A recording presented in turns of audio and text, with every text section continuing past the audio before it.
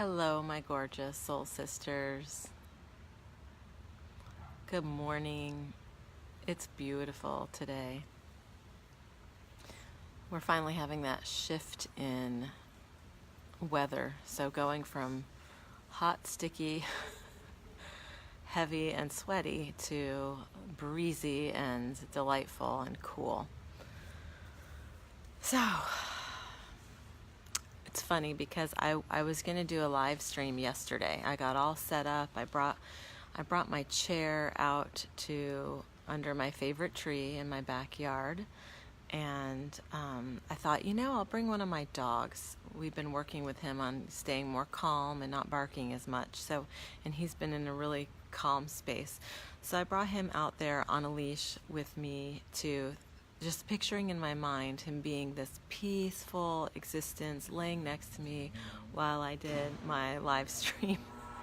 And so I got out to the yard and I set up my chair and I sat down, and immediately the dog sniffed out some raccoon poop and started to roll in it. And he had just had a bath. Not that I'm ever a fan of him rolling in raccoon poop, but started to roll in it. And I was like, no. So I'm trying to get him to stop, and then he decides, well, maybe it's a better idea to eat it.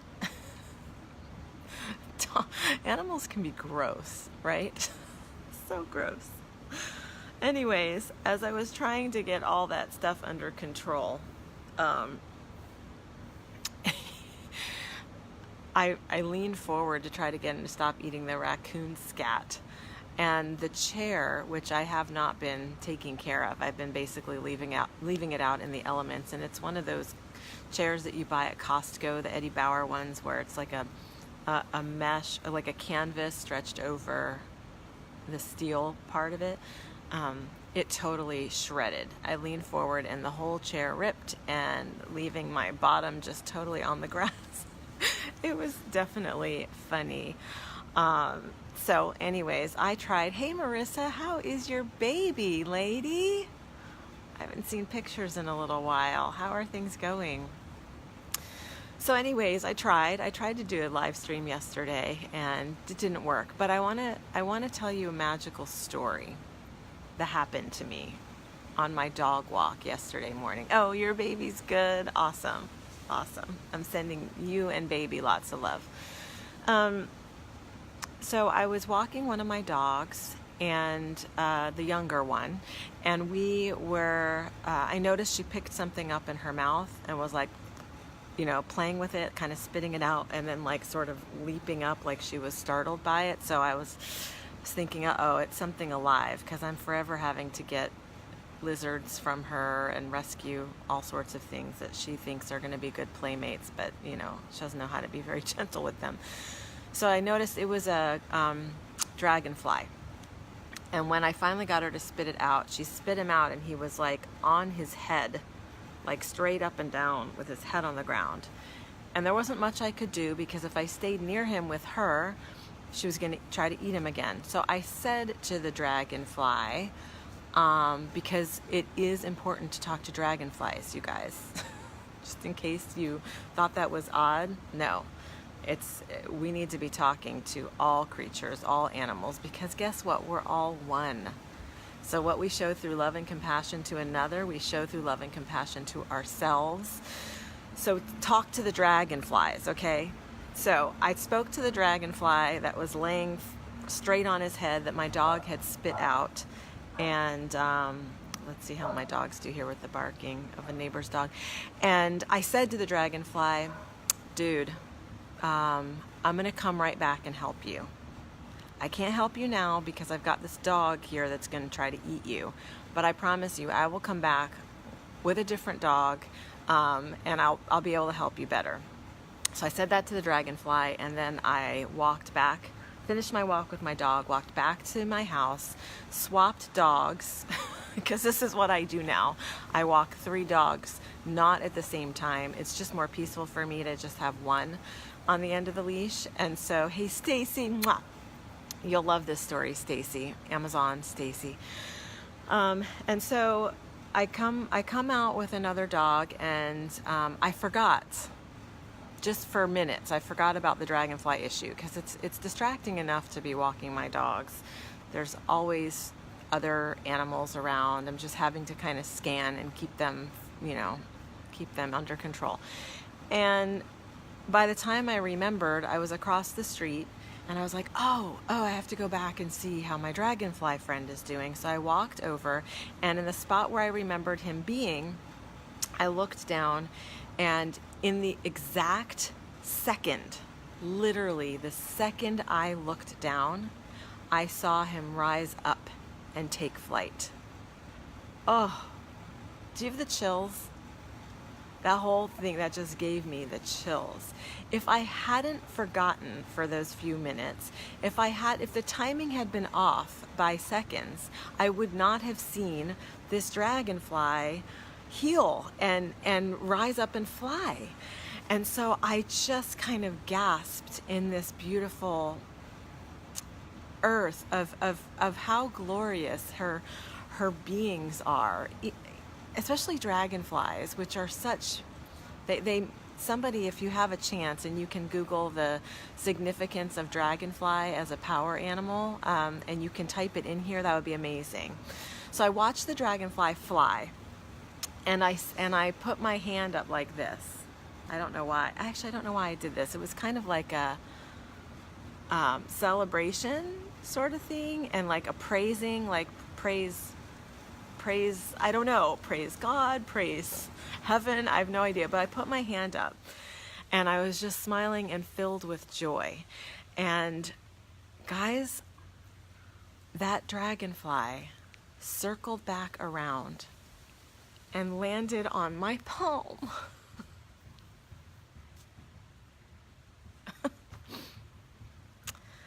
And it took my breath away. I had my hand up here, he or she landed on my palm, and I just froze like, oh my gosh, this is even more miraculous. This is an even deeper, more profound connection. It was so clear that the energy that I was offering, the pure, loving energy, the reverence, the appreciation, oh, thank you, Marissa, that I was emanating.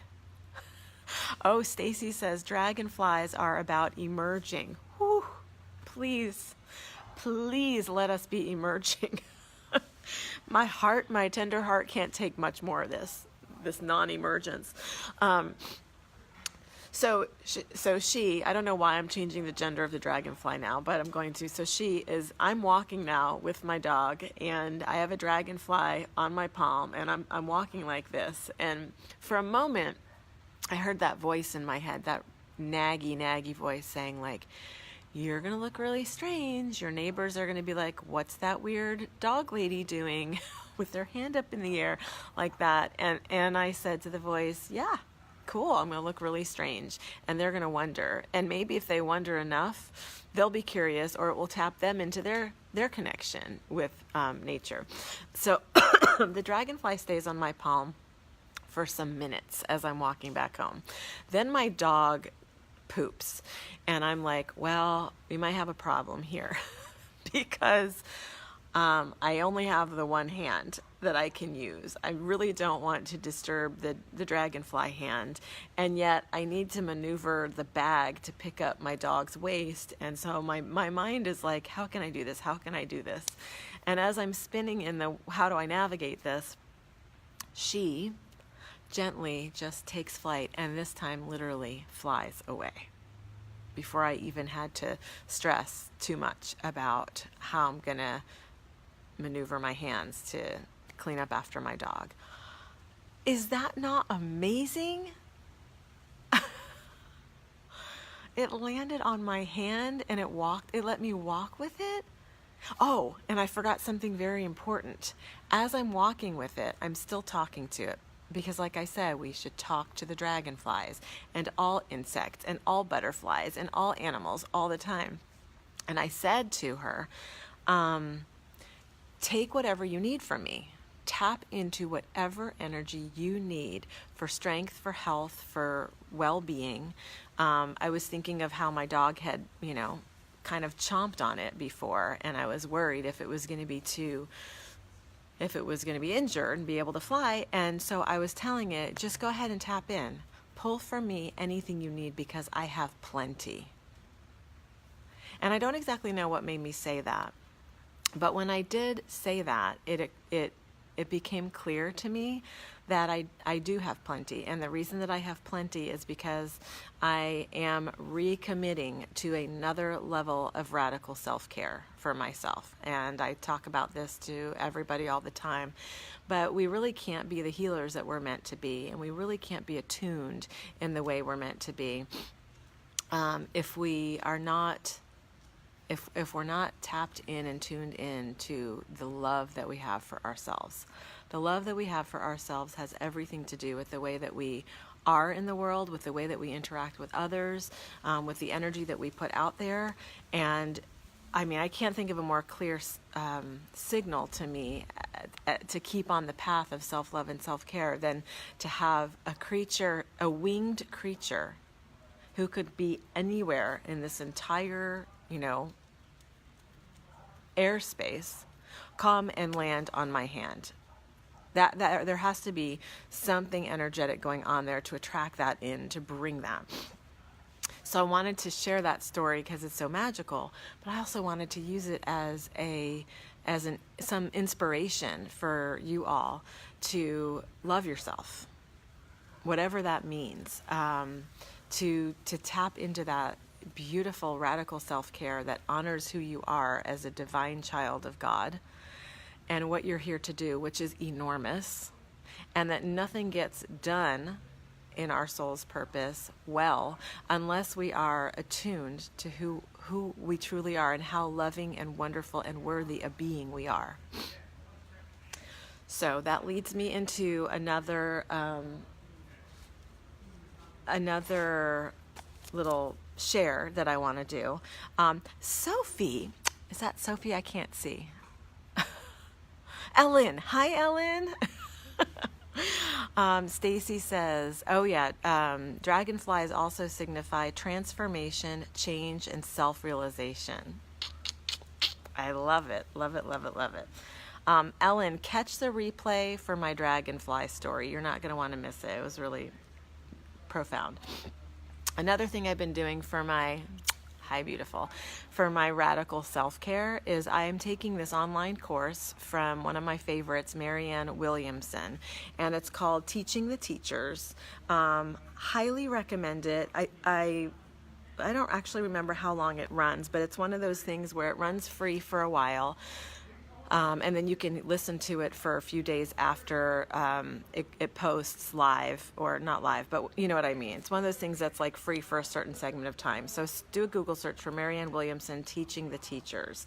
And what I love about her, besides everything, is that she takes her role as a spiritual guide and teacher so seriously. And she recognizes that a lot of people this is what she says. A lot of people are out there now taking a course and getting a certification, and calling themselves spiritual teachers or spiritual guides, but aren't actually doing the work, aren't actually walking the walk and talking the talk. They are... see if we can get some settled energy here. And so she takes this so seriously. It's a combination of her calling out those who are out of alignment and calling themselves teachers, and calling forward those who wish to be in the realm of being a teacher, but through living. Hey Denise, I'm gonna see you soon, Denise. But through living the practice of spiritual connection and expansion. And so I want to highlight a few things that I wrote down in my journal that she was teaching from some of her classes. First, I want to share a personal story, which is that Marianne Williamson is one of the best prayers. Is that a word? One who prays. And she creates prayers that are so exquisite. I would just Google any of her prayers and use them. It's like, why come up with my own when she's done such a brilliant job of praying and designing prayers? But one of the things that she said that I have heard before, and then I got out of the practice of it, and I did it today, and it had a profound impact on me, was she talks about how important it is in the morning time when you awaken to have your conversation. You know, prayer is your conversation with divine. Have your conversation with God and ask for your thoughts to be ordered for you by Spirit, and ask for your thoughts to be guided and blessed by Spirit. And I had gotten out of the practice of that. And so today I made a conscious, I made the decision to do that. I was, again, on a dog walk. All these profound things happen while I'm walking my dogs. And I said, I kind of say it out loud. It's soft, but I say it out loud because it helps me to have the audible feedback. And I said, God, can you please bless my thoughts through, can you please, she calls it Holy Spirit.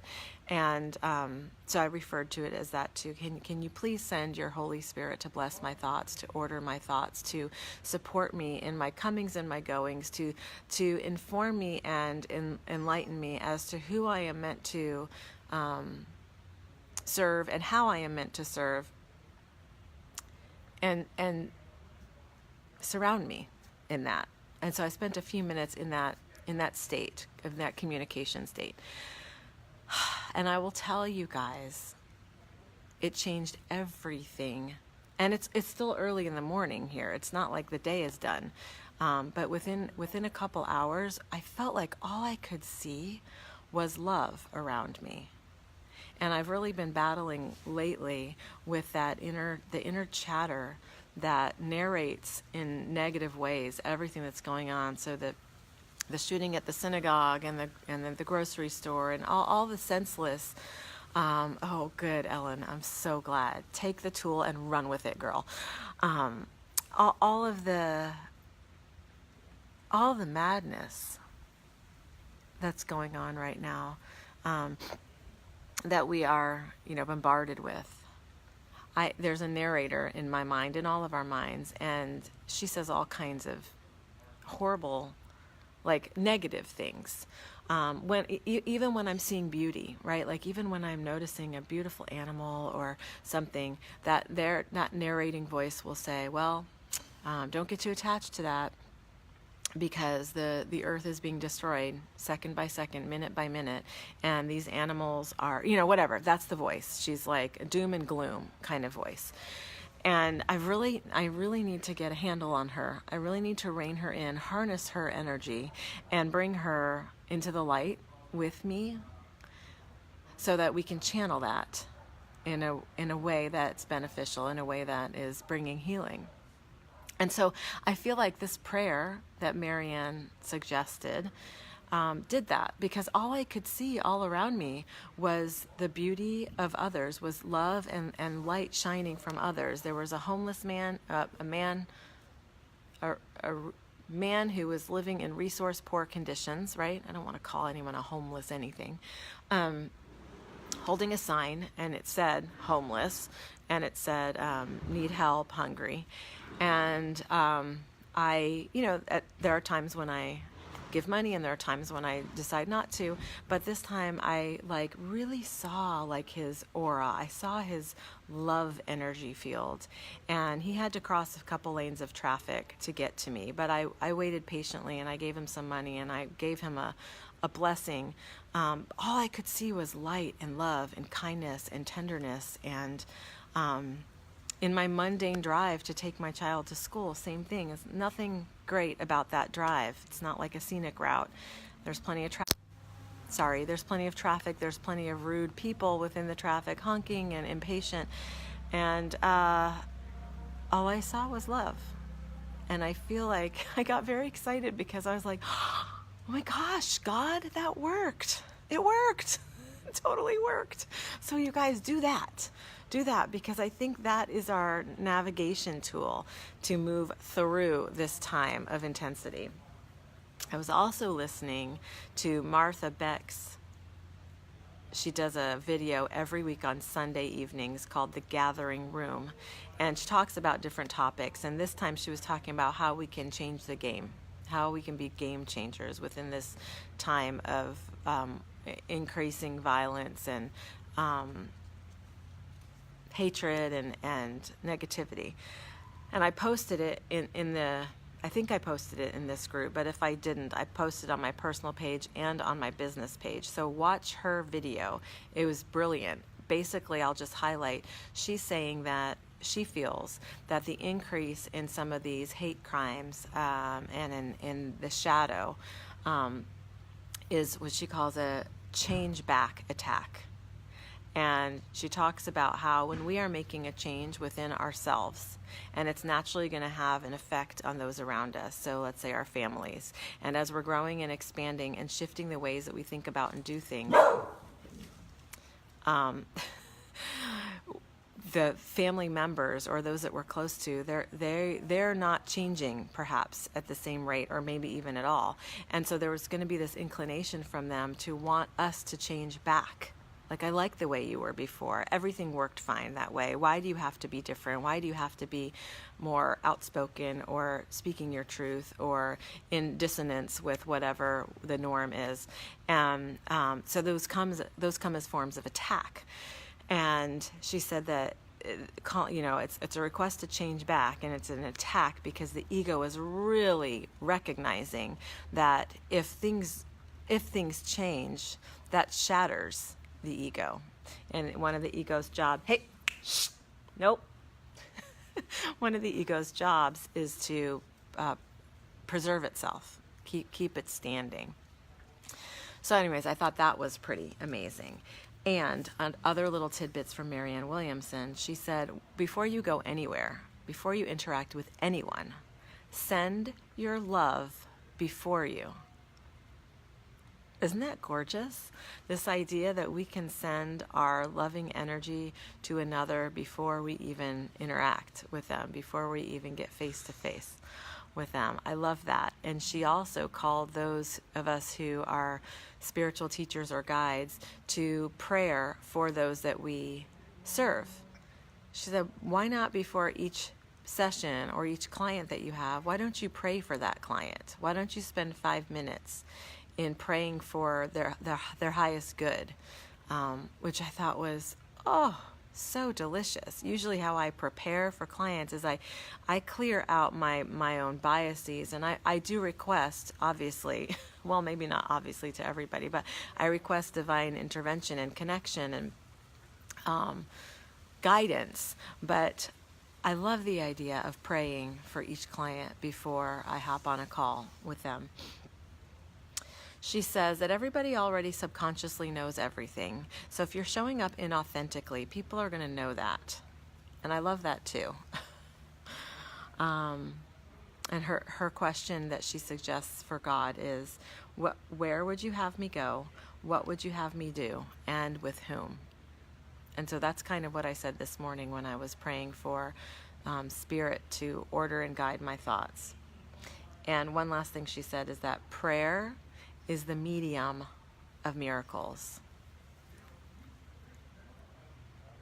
So that's what I have for you this morning, my beautiful soul sisters. I hope it gives you some light, some things to think about, some shifts perhaps, and may your days be so blessed.